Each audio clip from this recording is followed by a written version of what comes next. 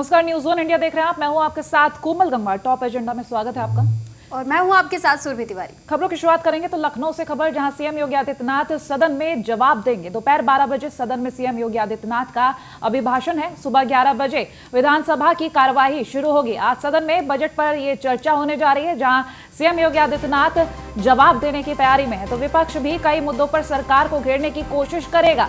सुबह 11 बजे शुरू होगी विधानसभा की कार्रवाई। सीएम योगी आदित्यनाथ तमाम सवालों के जवाब देते हुए नजर आएंगे। दोपहर 12 बजे सदन में सीएम योगी का अभिभाषण होगा। इस दौरान तमाम सवालों के जवाब मिलेंगे।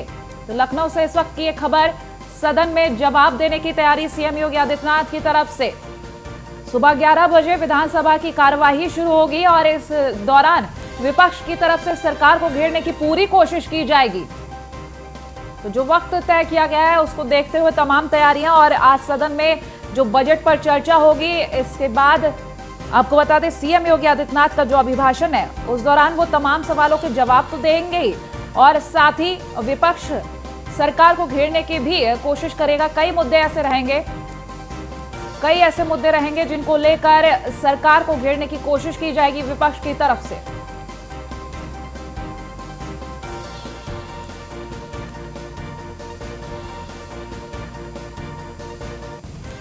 अश्विनी द्विवेदी हमारे साथ लाइव इस वक्त जुड़ गए। उनसे पूरी जानकारी लेंगे कि आज जो कार्रवाई विधानसभा में शुरू होगी, क्या कुछ तैयारियां रहेंगी। अश्विनी, निश्चित तौर बता दूं, आज जो मुख्यमंत्री योगी आदित्यनाथ का 12 बजे अभिभाषण होना काफी महत्वपूर्ण है। साथ ही साथ जो बजट 2021-22 का है उसको लेकर के व्यापक चर्चा होगी।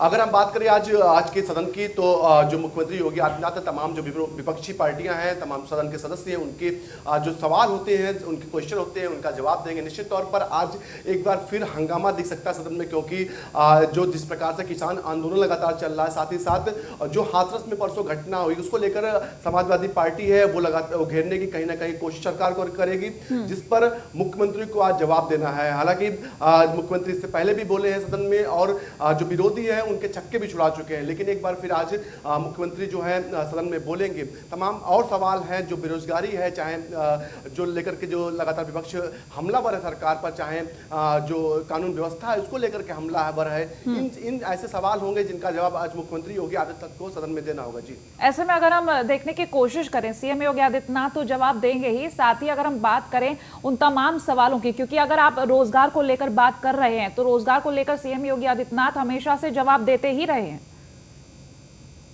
निश्चित तौर पर अगर रोजगार की बात करें तो एक और सरकार का कहना है कि हम बेहतर रोजगार उपलब्ध करा रहे हैं, चाहे वो कई तमाम सेक्टर हैं, चाहे वो नई नई योजना ला करके रोजगार उपलब्ध करा रहे हैं। लेकिन विपक्ष लगातार हमलावर होता है, चाहे पिछले कई दिनों का पिछले साल का जब बजट था उस दौरान भी यही हाल रहा था कि सरकार जो विपक्षी पार्टियां थी लगातार सरकार को घेर रही थी रोजगार के मुद्दे को लेकर के। लेकिन सरकार का अपना एक पक्ष है, सरकार लगातार कह रही है कि रोजगार दे रहे हैं और आगे भी देते रहेंगे, चाहे वो जो इंडस्ट्री यूपी में लगाई जाए, चाहे अन्य माध्यमों से रोजगार दे रहे हैं। जी, लेकिन अश्विनी, देखा तो ये भी जा रहा है कि लगातार जिस तरीके से विपक्ष घेरने का काम कर रही है सीएम योगी आदित्यनाथ को, इससे पहले भी जब अभिभाषण का ही जिक्र सीएम योगी आदित्यनाथ ने किया था उस दौरान भी ये देखने को मिला था कि तब भी विपक्ष ने उन्हें घेरा था सीएम योगी ने, और सीएम योगी ने तब भी इन्हें इसी तरीके से करारा जवाब दिया था। लेकिन क्या अब ये लग रहा है कि बजट को लेकर के जो सवाल खड़े किए जा रहे हैं, इससे पहले भी जब साफ तौर पर यह स्पष्ट किया गया था कि आखिर कहां कमियां आ रही हैं या कहां ये गिनाया जाए, तो विपक्ष उसको गिनाने में नाकाम साबित हो रही थी। निश्चित तौर पर बता दूं, बजट की बात करें, बजट 5.5 लाख जो करोड़ से ज्यादा का बजट इस बार आया है, तो विपक्ष है वो हमलावर है। लेकिन तमाम जो पहलू पर तमाम लोगों से हम लोगों ने बात की तो साफ तौर पर कहना है बजट एक बेहतर जो बजट इस बार लाया गया है, क्योंकि उसमें सबसे बड़े जो स्वास्थ्य और शिक्षा के पर ध्यान दिया गया है। साथ ही साथ जो छोटे बच्चे हैं जो उनके लिए हर साल जो बजट आता है उससे बढ़ाकर इस बार बजट लाया गया। इन चीजों को अगर ध्यान दिया जाए तो पिछले साल जो बजट आए हैं उनसे इस बार का बजट काफी बेहतर है। हालांकि विपक्ष का काम ही होता है कि सरकार को किसी ना किसी मुद्दे पर घेरते रहें, चाहे बजट का मुद्दा हो, चाहे कानून व्यवस्था का मुद्दा या रोजगार का मुद्दा हो या तमाम अन्य मुद्दे हों, उनको लेकर के वो घेर का काम करता है। लेकिन सरकार का अपना काम होता है। अगर अभिभाषण की बात करें तो पिछली बार इससे पहले जब मुख्यमंत्री योगी आदित्यनाथ सदन में बोले थे तो कहीं ना कहीं साफ तौर पर जो विपक्षी पार्टियां उनको एक निर्देश दिया था, एक दिशा निर्देश की इस बार अगर आप लोगों ने हमको छेड़ने की कोशिश की तो आपको छोड़ा नहीं जाएगा। निश्चित तौर पर मुख्यमंत्री का जो कार्यशैली है उस पर सवाल उठाना कहीं ना कहीं एक जो विपक्षी पार्टी है उनका काम है, लेकिन सरकार का अपना काम होता है, सरकार अपना काम लगातार कर रही है। अश्विन, लेकिन जिस तरीके से अभी आपने बताया कि विपक्ष का तो काम रहता है सवाल खड़े करना, लेकिन अगर योगी आदित्यनाथ की बात की जाए तो क्या इस अभिभाषण में इस बार क्या वो चुनाव को लेकर भी जिक्र कर सकते हैं या केवल बजट ही एक ये अहम मुद्दा रहने वाला है? निश्चित तौर बात करें आज के अभिभाषण की तो अभी तक जो बजट है उस पर व्यापक चर्चा होनी है, उसके बाद जो दूसरा सेशन होगा उसमें जवाब देना है। चुनाव को लेकर के हालांकि 2022 में चुनाव भी होना, उसको लेकर के बात हो सकती है, लेकिन निश्चित अभी जो पूरी वो गाइडलाइन होती है उसमें इसका जिक्र नहीं है, लेकिन अगर मुख्यमंत्री चाहें तो इसका जिक्र कर सकते हैं। जी ठीक है, बहुत शुक्रिया अश्विनी तमाम जानकारी हम तक पहुंचाने के लिए। सदन में कार्रवाई शुरू होगी, जहां सीएम योगी आदित्यनाथ के अभिभाषण के दौरान तमाम सवालों के जवाब भी दिए जाएंगे। और अब खबर दिल्ली से, बंगाल विधानसभा चुनाव को लेकर के बीजेपी की अहम बैठक होने जा रही है। विधानसभा चुनाव पर बीजेपी की अहम बैठक आज होनी है, तो बीजेपी के राष्ट्रीय अध्यक्ष जेपी नड्डा ये बैठक लेंगे। गृह मंत्री अमित शाह भी इस बैठक में शामिल रहेंगे। बंगाल को कमेटी के सदस्य भी इस बैठक में शामिल रहेंगे। पहले फेज की टिकटों को लेकर के मंथन किया जा सकता है, तो बंगाल में एक बार फिर से बीजेपी अपने रण को तैयार करती हुई नजर आ रही है। और ये सियासी अखाड़ा जिसे कहा जा सकता है कि बंगाल में सियासी अखाड़ा पिछली बार भी इसी तरीके से देखा गया था, और एक बार फिर से बंगाल में जो विधानसभा चुनाव होने हैं उसको लेकर के बीजेपी एक अहम बैठक करने जा रही है। और ये कहा जा रहा है कि टिकटों को लेकर के इस बार बीजेपी मंथन कर सकती है, क्योंकि ये अहम बैठक मानी जा रही है जो आज होने वाली है। तो बीजेपी के राष्ट्रीय अध्यक्ष जेपी नड्डा इस बैठक में शामिल रहेंगे।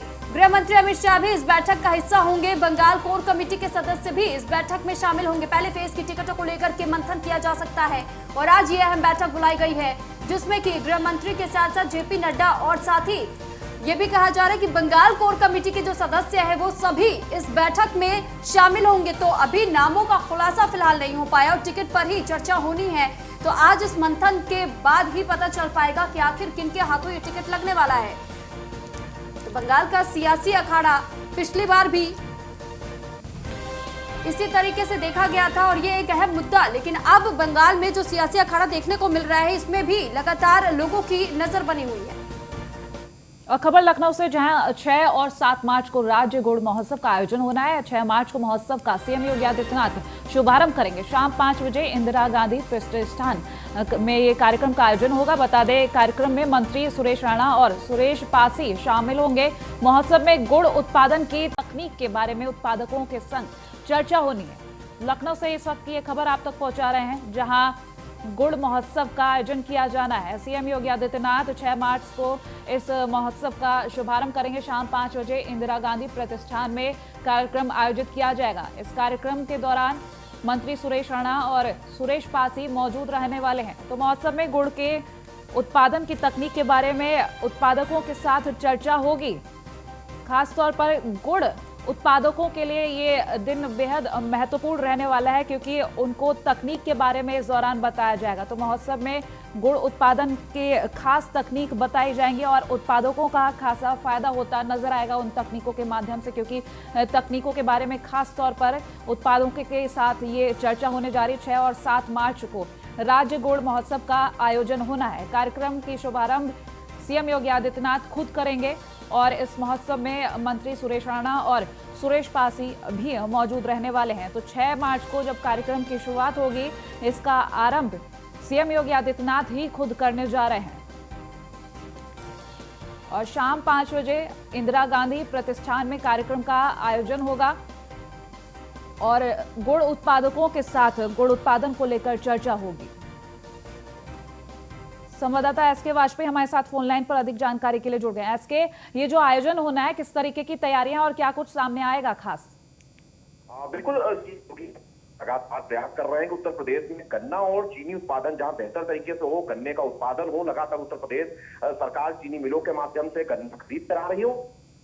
नंबर 1 है गन्ना उत्पादन में। ऐसी स्थिति में अब उत्तर प्रदेश सरकार गुड़ को भी बढ़ावा देने जा रही है, जिसको लेकर उत्तर प्रदेश खांडसारी विभाग की तरफ से राज्य गुड़ महोत्सव का आयोजन 6 और 7 मार्च को किया जा रहा है। सीएम योगी आदित्यनाथ इस पूरे कार्यक्रम का आयोजन उद्घाटन करेंगे और साथ ही साथ में शाम 5 बजे ये इंदिरा गांधी प्रतिष्ठान में कार्यक्रम होगा, जिसमें उत्तर प्रदेश सरकार के गन्ना मंत्री सुरेश राणा, साथ ही साथ राज्य मंत्री सुरेश पासी इस कार्यक्रम में मौजूद रहेंगे। साथ ही साथ जो गुड़ उत्पादक होंगे उनको नवीन तकनीक के जरिए किस तरीके से वो गुड़ का बेहतर उत्पादन कर सकते हैं और प्रदेश में बड़े पैमाने पर गुड़ उत्पादन कर कहीं न कहीं अपनी आय और साथ ही साथ प्रदेश के निर्यात को बढ़ावा दे सकते हैं। इन सारी चीजों के बारे में उनको जानकारी दी जाएगी। साथ ही साथ गुड़ के लाभ और औषधीय चीजों में कहां कहां उसका उपयोग हो सकता है, इसकी जानकारी भी उत्पादकों को दी जाएगी, ताकि इस जानकारी के माध्यम से वो पूरे प्रदेश भर में बड़े पैमाने पर गुड़ का उत्पादन हो, क्योंकि जिस तरीके से गन्ने का उत्पादन हो रहा है उसी तरीके से गुड़ का भी उत्पादन हो, जिसको लेकर के कार्यक्रम का आयोजन किया जा रहा है। जी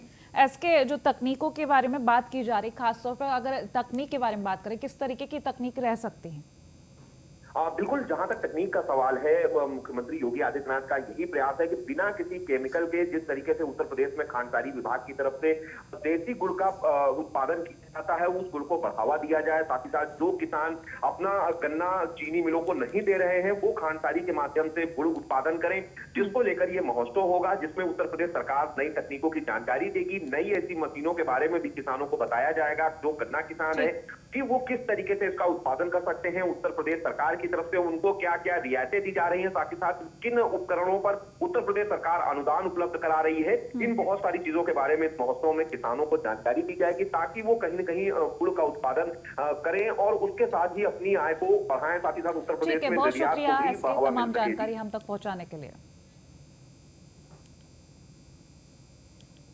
और वहीं आगरा में पशु चिकित्सा अधिकारी की गुंडई सामने आई है। टीका लगाने के लिए कहा गया तो हड़का दिया गया। डॉक्टर की तरफ से पशु चिकित्सा अधिकारी ने पशुपालक को हड़काया है। पशु चिकित्सा अधिकारी ने पशुपालक को थप्पड़ तक जड़ दिया। तो गांव में पशुओं को फैली है खुरपका की बीमारी और ऐसे में खुरपका रोग का गांव में टीकाकरण नहीं हो रहा है। तो ग्रामीणों ने एसडीएम से इस बात की शिकायत की। फतेहाबाद के इंधौन गांव का ये पूरा मामला बताया जा रहा है, जहां पर पशु चिकित्सा अधिकारी की गुंडई देखने को मिली है। आगरा की खबर आपको बता रहे हैं। आगरा में ये मामला सामने आया है, जहां पर पशु चिकित्सा अधिकारी की गुंडई देखने को मिली। टीका लगाने के लिए जब कहा गया पशु चिकित्सक से, तो उसने सबसे पहले तो पशुपालकों को हड़काया और उसके बाद से उसने थप्पड़ तक जड़ दिया। तो ये आगरा की वो तस्वीर हम आपको दिखा रहे हैं। वीडियो देखिए, जो लाल घेरे में शख्स नजर आ रहा है, दरअसल ये पशु चिकित्सक है और ये जब एक शख्स इसके सामने जा रहा है अपनी गुहार लेकर के, जो कि पशुपालक है, तो उसे ये किस तरीके से सबसे पहले तो हड़काता है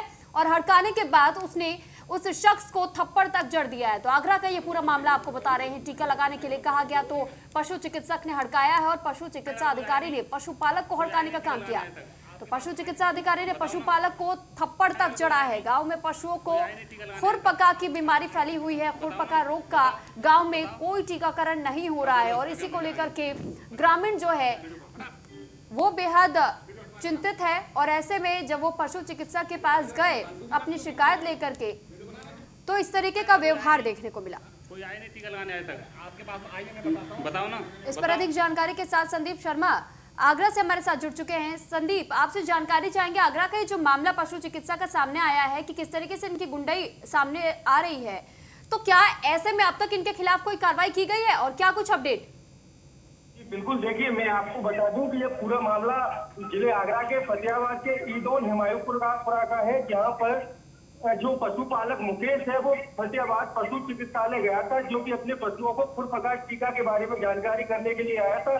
उसका आरोप यह भी है कि पिछले 2 सालों से गांव में किसी भी प्रकार का टीकाकरण नहीं किया गया है और जो पशु है उनके लगातार खुरपका की जो बीमारी है वो फैलती जा रही है। इसको लेकर वह चिकित्सक पास गया, जहां चिकित्सक अधिकारी ने उनके साथ, आप वीडियो में देख सकते हैं, अभद्र व्यवहार ही नहीं बल्कि गुंडे का व्यवहार किया। साथ ही जब पशुपालक ने वीडियो बनाने की कोशिश की तो जो पशु चिकित्सक अधिकारी है उसने उनको चांटा जड़ने की कोशिश की और मोबाइल छीनने की कोशिश की। वहीं पूरे मामले की शिकायत पशुपालक ने एसडीएम फतेहाबाद से की है।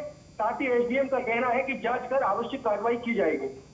ठीक, आपने कहा कि पशु चिकित्सक ने इस बात की जानकारी एसडीएम को पहुंचाई है। ये जो पशुपालक था जिसके साथ अभद्रता की गई है वह एसडीएम फतेहाबाद के पास तहसील कार्यालय गया है और उसने जो पशु चिकित्सक अधिकारी है उसकी शिकायत एसडीएम से की है। ठीक, लेकिन क्या एसडीएम की तरफ से अब तक कोई कड़ा एक्शन लेने को कहा गया है? जी, अगर देखो एसडीएम की बात की जाए तो अभी तक कोई भी कार्रवाई नहीं की है। वहीं एसडीएम का कहना यही है कि मामला संज्ञान में आने के बाद जांच की जा रही है और जांच कर आवश्यक कार्रवाई की जाएगी। चलिए ठीक संदीप, बहुत शुक्रिया आपका तमाम जानकारी हम तक पहुंचाने के लिए। सर वहाँ से हम आए तो सर से यहाँ पर बात की हमने, तो सर ने कोई सुनवाई नहीं की। यहाँ पे चले गए, पता नहीं कहाँ मंगल दिवस था, पता नहीं बोले कि मंगल दिवस में जा रहे हैं, वहाँ से साहब आएंगे। एंजॉय करते रहे जब तक एक साहब आ गए आगरा से, तो अंदर बैठे थे, हमसे मिलने तो साहब से मैंने की, उन्होंने हमको नहीं मिलने दिया। बात करके हमने कही सर हमने ऐसे इन्होंने से आए गाँव से, ऐसे हमारे यहाँ बीमारी चल रही पशुओं में, तो सर बहुत दिक्कत हो रही है।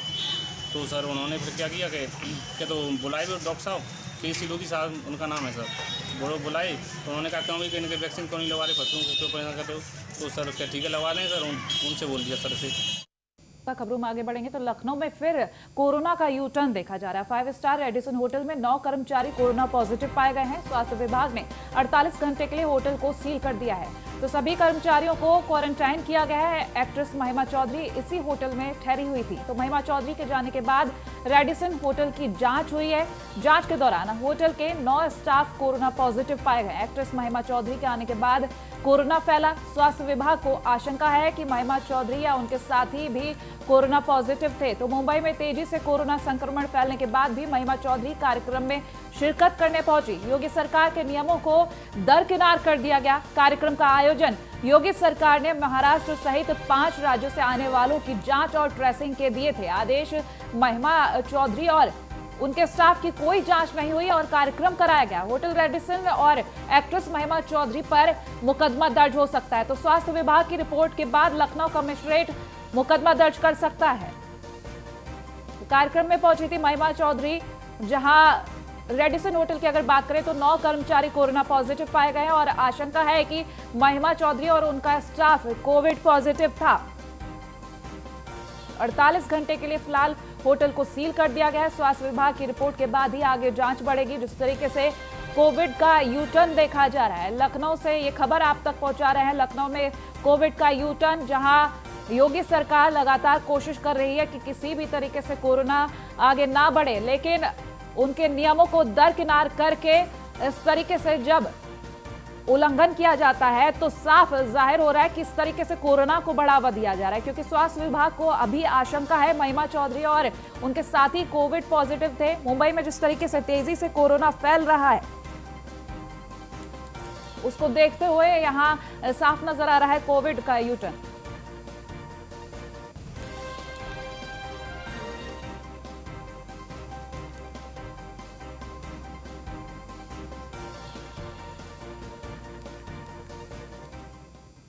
खबर लखनऊ से 3 दिवसीय प्रयागराज के दौरे पर है। राज्यपाल आनंदीबेन पटेल कई कार्यक्रमों में शिरकत करेंगी। राज्यपाल आनंदीबेन पटेल तो श्रृंगेरपुर धाम के मंदिरों में दर्शन के लिए भी जाएंगी। राज्यपाल 4 मार्च को राजश्री टंडन मुक्त विश्वविद्यालय के दीक्षांत समारोह में शामिल होंगी और इसके बाद इलाहाबाद विश्वविद्यालय के विजयनगरम हॉल के सुंदरीकरण कार्य का उद्घाटन करेंगी राज्यपाल आनंदीबेन पटेल। तो 4 मार्च को ही संग्रहालय का राज्यपाल करेंगी निरीक्षण। तो 5 मार्च को रज्जू भैया राज्य विश्वविद्यालय के दीक्षांत समारोह में हिस्सा लेंगे। तो ये पूरा कार्यक्रम 3 दिवसीय का बताया जा रहा है। 3 दिवसीय दौरे पर बताई जा रही है प्रयागराज का दौरा ये होने वाला है। राज्यपाल आनंदीबेन पटेल का कई कार्यक्रमों में शिरकत करेंगी राज्यपाल आनंदीबेन पटेल।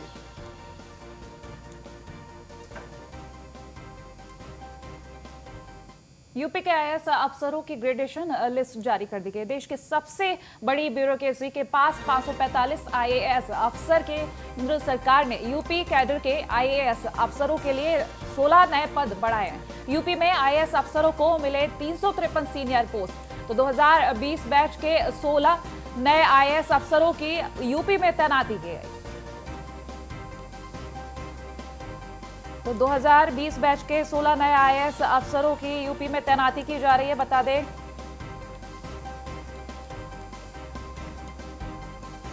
यूपी के आईएएस अफसरों की ग्रेडेशन लिस्ट जारी की गई है।